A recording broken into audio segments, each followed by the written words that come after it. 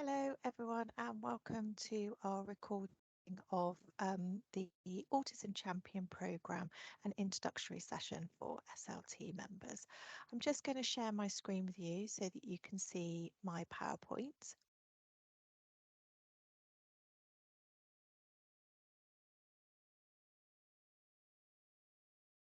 There we go. So following our successful pilot programme last year for Autism Champions, we're really delighted to be delivering this again. For those of you who don't know, my name is Anushka Wheeler and I'm a specialist teacher within the primary team of the Bristol Autism team. So hopefully you know by now who we are. Our team consists of both the Family Hub, the Education Hub, and also recently the Pathways Project. And we cover Bristol-based settings from early years right up to post-16. And today we have SLT joining us from primary, secondary and post-16. So what is an autism champion? So they're going to be using resources from the Autism Education Trust. So for those of you who don't know, our team runs the Autism Education Trust training hub for Bristol, and we're funded by the AET is funded by the DFE and 80 other organisations, and it was also founded by the National Autistic Society. So one of the resources that the Autism Champions are going to be used is the AET Autism Standards Framework, enabling them to enhance and embed good practice across their setting. It's going to help them identify priority areas to work on. It's going to create an action plan to improve school-wide practices. It's going to be able to implement reasonable adjustments for autistic pupils and young people.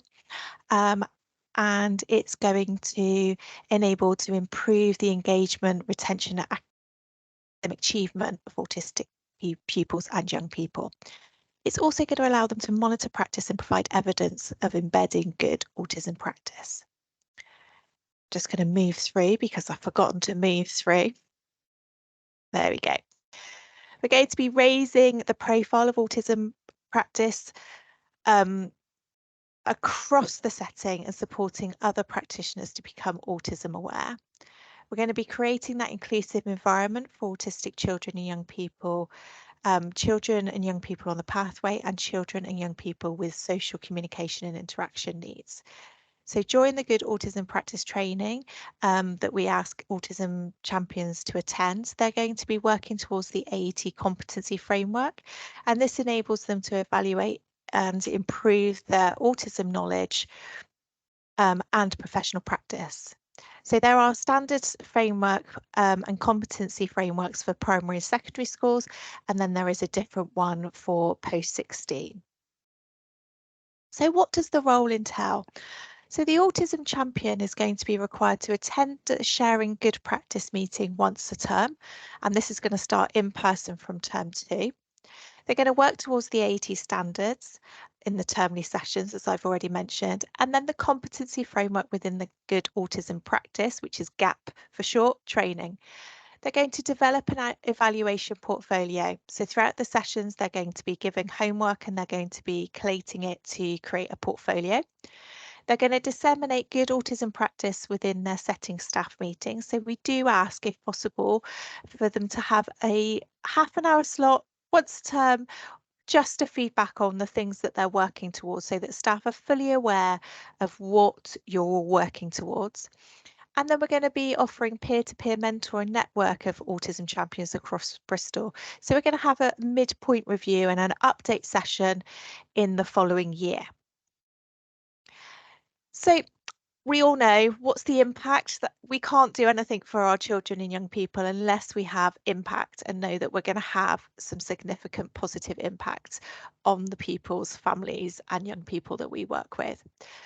So each setting will have embedded good practice of supporting autistic children, young people and their families. This is going to result in early intervention being implemented as soon as possible, and we fully know the impact of early intervention.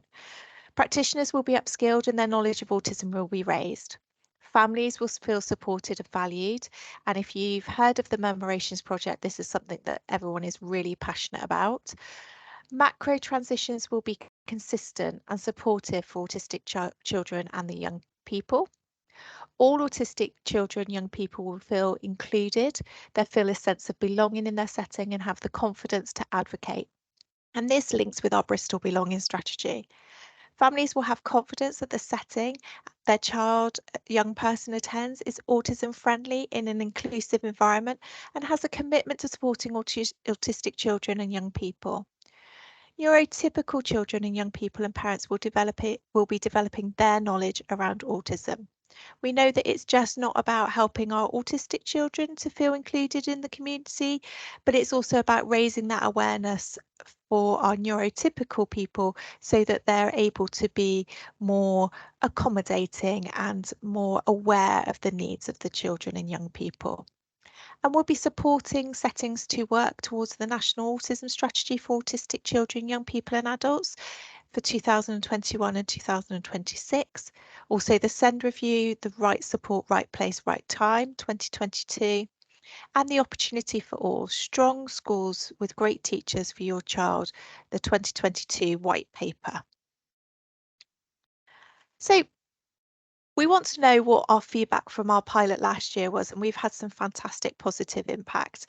So I'm just going to go through a few of these. So overall, we had 14 secondary autism champions attend the training. So that was 53% of secondary schools now have an autism champion. We've had 36 primary schools have an autism champion complete the training, and that's given us 35% of primary schools now have an autism champion. And within early years, we had 27 early years autism champions trained last year, and that's 21% of early years providers now have an autism champion. So some of the feedback, the Autism Champion training has been really useful to support myself in raising the profile of autism within my school. This has been from small interactions with staff, asking what training I've been on, to thinking about the larger strategic procedures that we have and how these can be adapted to ensure that autistic students' needs are met. The way we can raise the profile of autism and neurodiversity in general because we have a confirmed role. I have really enjoyed the Autism Champion course. It has been good to have a framework for guidance, highlighting all the ways we should be supporting our pupils. I feel this has given me the grounding to thoroughly advocate for pupils and advise staff. I've also found it very informative to have conversations with other professionals sharing experiences and ideas. It's been great to meet other SEND support staff working across Bristol and see that we are not alone in our challenges. The Autism Champion sessions have made an impact within my setting for our autistic learners. We now do star charts to document behaviour incidents, which has helped us understand their behaviour and put in preventative support rather than punishments. So here we've got the AET Good Practice Principles. So the 8 key principles provide a framework for the development of good quality education for all autistic children and young people and their families. The 8 principles have emerged from research evidence, practice and policy, and the perspectives and insights of autistic children and adults. And there's the Good Autism Practice Report that can be found on the Autism Education Trust website. The principles represent the ethos, value and practice that needs to underpin inclusive education for all children and young people.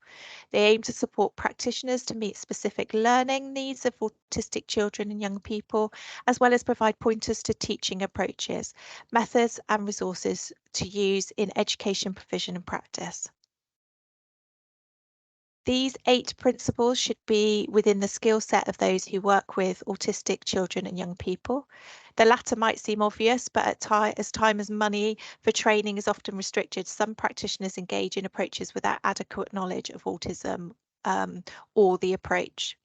The Autism Champion Programme aims to upskill practitioners and give them the confidence to support autistic pupils and develop an ethos of inclusive education for autistic pupils across the setting. And we'll see in a minute as we go through the structure of the programme how these principles will be separated out into the themes. So we've got the 4 themes there so that we can just work through them over the course of the training. So here's the structure of the programme. So each term we will go through different themes. So the session in term 2 is longer for 3 hours because we have a lot to get through with regards to the introduction and talking to the delegates about their portfolio and what that entails. Then each term we go through enabling environments, understanding the individual, positive and effective relationships, learning and development. And then in term 1 of next year, there's the portfolio submission and this celebration event. And then we have a review and an update session the following February, March. So the cost of the programme. So the cost is £65 per term or £390 for the year, and this can either be paid per term or in one go. We then have £80 for the Good Autism Training Practice, and this we're really delighted to be able to say that is discounted from the price of £192 specifically for our autism champions. The GAP training is a full-day in-person session where we take delegates through some of the distinct learning needs, strengths and difficulties that autistic children share, while helping delegates to take note of individual differences.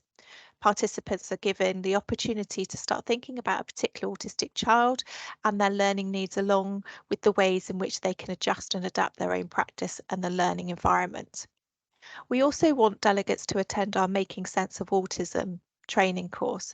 So this is a free basic awareness course run online.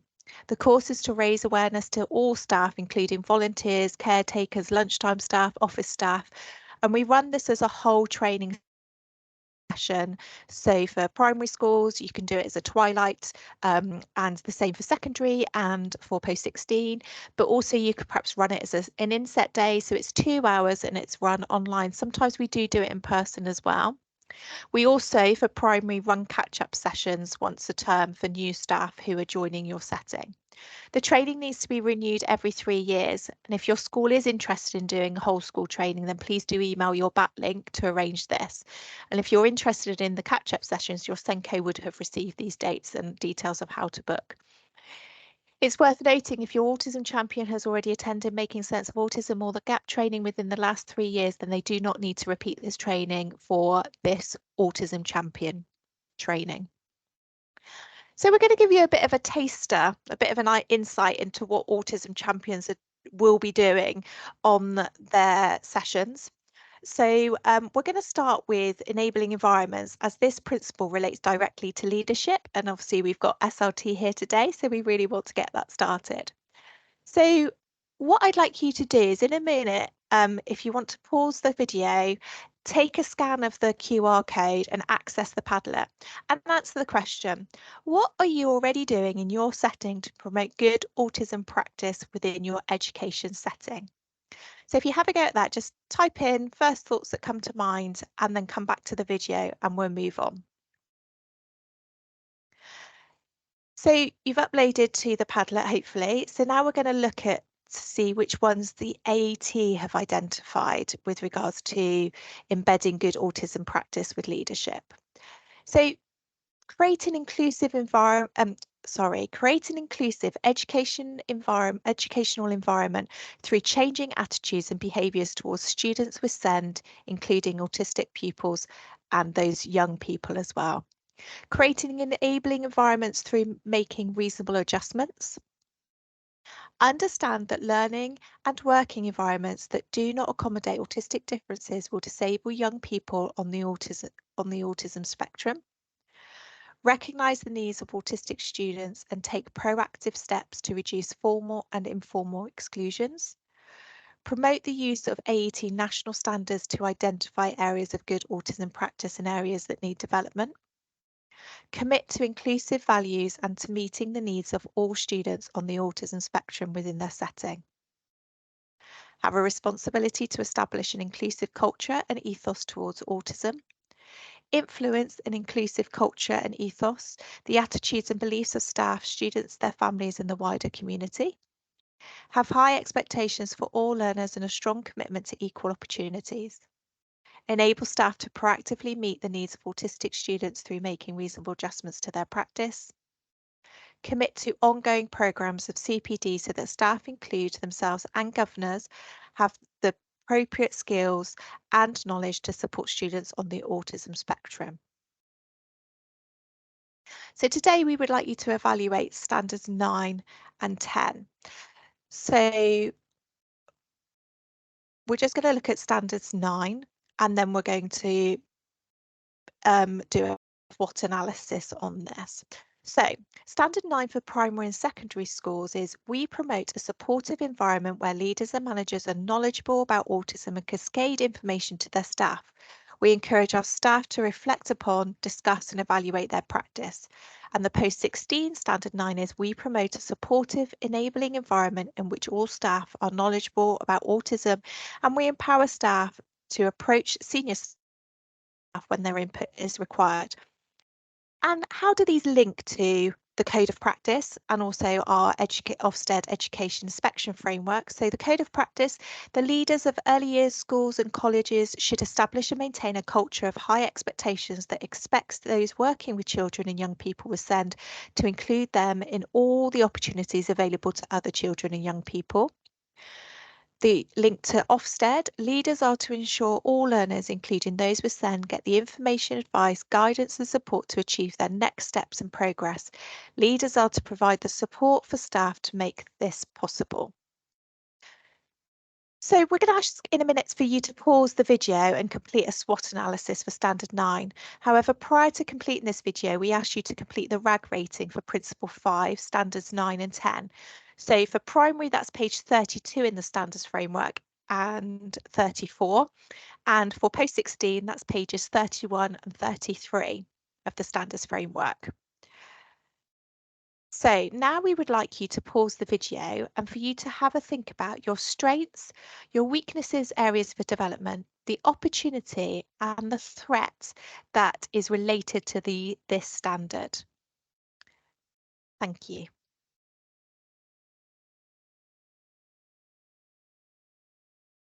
Okay, so now we're going to go through standard 10, which looks at for the primary and secondary school, it's we develop mutual understanding, communication and support between autistic pupils and staff, between autistic pupils and their peers, and between parents, carers and staff. We address the risk of social exclusion for autistic pupils. And the post 16 standard 10 is we embed good autism practice in the organisation and work with all staff to ensure this is consistent across the setting. We address the risk of social exclusion for autistic learners, enable autistic learners to access college and community activities and develop pathways to employment. And these link to the all-party parliamentary group of autism in 2017. So the report highlights the lack of accountability is an important factor in the rise of school exclusions for autistic pupils. The evidence suggests that children on the autism spectrum are regularly unlawfully excluded with consequences for their academic progress, self-esteem and mental health. And the links to the teacher standards, which is standard 5, teachers adapt teaching to respond to the strengths and needs of all pupils and have a secure understanding of how that repeats itself and has a secure understanding of how a range of factors can inhibit pupils' ability to learn and how best to overcome these. So again, this is just page 34 and page 33 from the framework standards. So you were asked to RAG rate those before. And now we're going to move on to the standard 10 with regards to the strengths, weaknesses, areas of development, opportunity and threats. So I'd like you to pause the video, write down your thoughts about this, and then come back and we will continue. So within the Autism Champion sessions, your Autism Champion will be learning about each standard and then they're going to be RAG rating the whole standards framework before the first session. Then they're going to be carrying out homework and developing an action plan to continue to develop good autism practice across your setting. So we would like you to take a few moments to think about the next steps to be added to the action plan for standards 9 and 10 that we've been discussing today. This was sent out with you when we sent the email for the link as well. So if you want to just pause the video and have a go at those, and then what happens next? So a form is going to be sent out to your SENCO asking them to complete and submit with the details of your autism champion who will be attending the training. Please note by submitting this form you are confirming that you agree to the cost of the training and also that the Autism Champion will attend each session that's run. Shortly before the first session, your Autism Champion will be sent a welcome email. We'd like you to pass your SWOT analysis to your Autism Champion along with your RAG rating and your action plan for standards 9 and 10, as this is going to form part of their portfolio.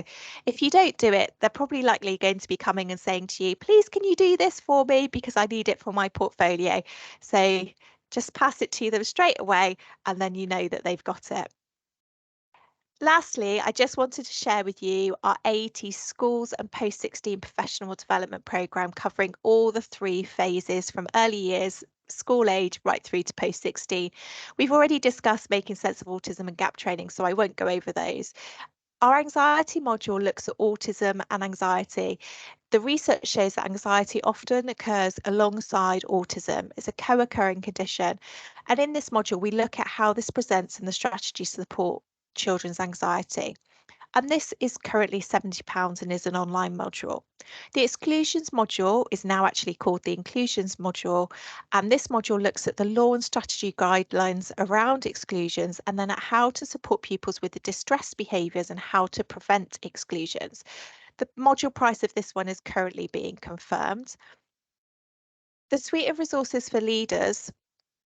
Sorry, I've just moved down a bit too quick on my slides. The suite of resources for leaders has been compiled for leaders and leadership teams within education settings to embed culture change across the provision and support them on a journey to become an outstanding inclusive setting. So to book further onto this training, then please search for Bristol in the local authority box on the Autism Education Trust website. We also run our own modules. So we have the female presentation of autism, which is £70. This is an online module. And as we know, statistics show that more males are diagnosed than females. And this module looks at how females may present differently to males and the strategies to support this within an education setting. I just remembered that I didn't tell you how much the suite of resources for leaders module was. So that's 2 modules and that is £170 and that is in-person training sessions. We've got a PDA module looking at the PDA presentation and how we can support autistic children with a PDA profile. And this is £70 and currently runs online. And then we've got our sensory module. This is an in-person practical training looking at ways to support sensory needs for autistic children and young people. And this is a cost of £192.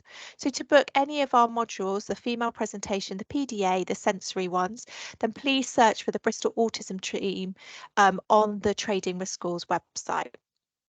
Thank you so much for joining me today to find out more about what our autism programme is all about, our Autism Champions programme is all about.